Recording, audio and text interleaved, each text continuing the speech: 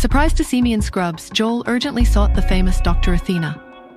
Michael, however, referred to Dr. Athena as he, confusing Joel. Disappointed, Joel left, unknowingly passing me in my car. Justin's delusional call for a date was brushed off due to my upcoming surgery. Elsewhere, Pete and Cherry, fueled by Chester, plotted another matchmaking attempt. Meanwhile, Joel awaited crucial DNA results. What will the DNA results tell Joel? And what's Chester's next matchmaking scheme?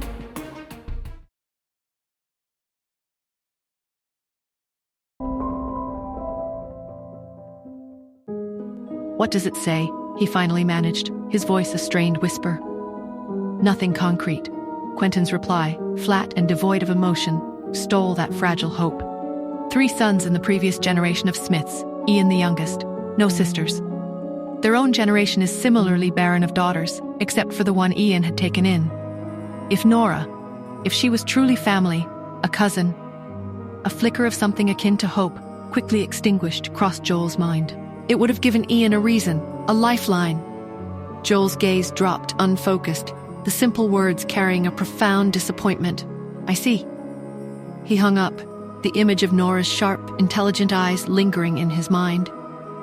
He turned to the window, the vibrant colors of the departing kindergarten students a stark contrast to the turmoil within him. Finally, a resolve hardened his features.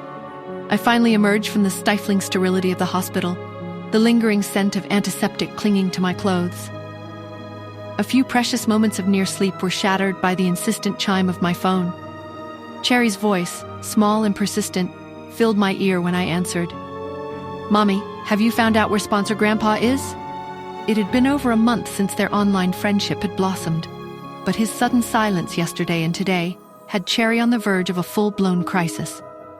Oh. Right, I replied, the name momentarily lost in the fog of my fatigue.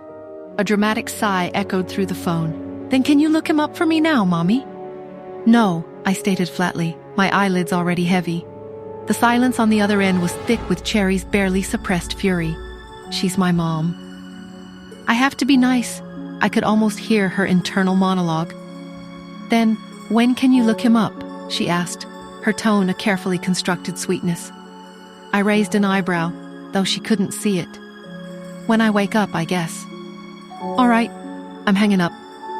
I had just hung up with Cherry, the familiar tug-of-war between exasperation and affection, leaving me slightly drained. Across town, at the Hunt Manor, Cherry and Pete were already in cahoots, their heads bent together in a conspiratorial huddle. Daddy always takes us to that pizza place, Cherry said, her voice a stage whisper. If we ask him really nicely, maybe he'll take us tomorrow. Pete, ever the pragmatist, nodded slowly. And then Mommy will have to come too, right? Because it's our favorite.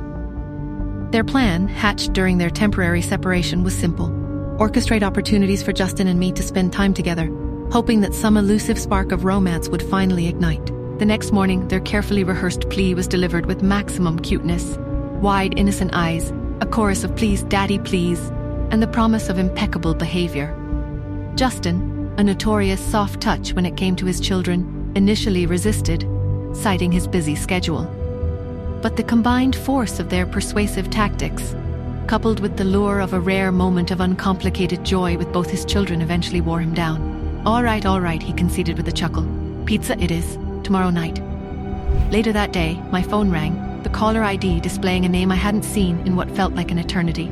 Solo. Solo, I answered, a cautious warmth entering my voice. Long time no see. Athena. Solo's voice was its usual calm, professional tone. I thought you should know. Joel Smith has been digging again, back into your past. A sigh escaped my lips. I figured as much. He's persistent, Solo continued, a hint of warning in her voice. Be careful, Athena. He's asking questions in places you wouldn't expect. Duly noted, Solo, I replied, a cold certainty settling in my chest. Joel's renewed interest was another loose thread in a tapestry already threatening to unravel. That evening, the quiet of the Anderson mansion was broken by the small patter of feet outside my bedroom door. It creaked open, and Cherry's silhouette appeared in the dim light. Mommy? She whispered. Hey, sweetie, what's wrong? Are you okay? Cherry took a few tentative steps into the room, her eyes wide and brimming with unshed tears. Mommy. Pete. He said that Daddy said he was taking us to that really, really fun pizza place tomorrow. And he said, He said you promised you'd go too. Cherry, I said gently, my voice laced with concern. I don't remember promising anything about pizza tomorrow. Please, just this once? For Pete? A wave of guilt washed over me. Pete's happiness was important. And maybe a little time away from the mansion wouldn't hurt. All right, Cherry, I sighed, a reluctant agreement. Okay, I'll go. Cherry's face instantly transformed. The tears vanished as if by magic, replaced by a wide, triumphant grin. Yay! You're the best, Mommy, she exclaimed. She skipped out of the room, leaving me staring after her, a sudden, chilling suspicion dawning in my mind. A cold dread washed over me. This wasn't about pizza. This was about Justin, and I had just walked right into their carefully laid trap. Was it Justin's plan to use the children to get me on a date? Will we ever be on the same page, Justin and I? And what about Solo's warning? Should I be worried? Hi, Nora here. If you are wondering what happens next, then download the Pocket FM app and listen to the exciting episodes of Saving Nora Now with the link in the description.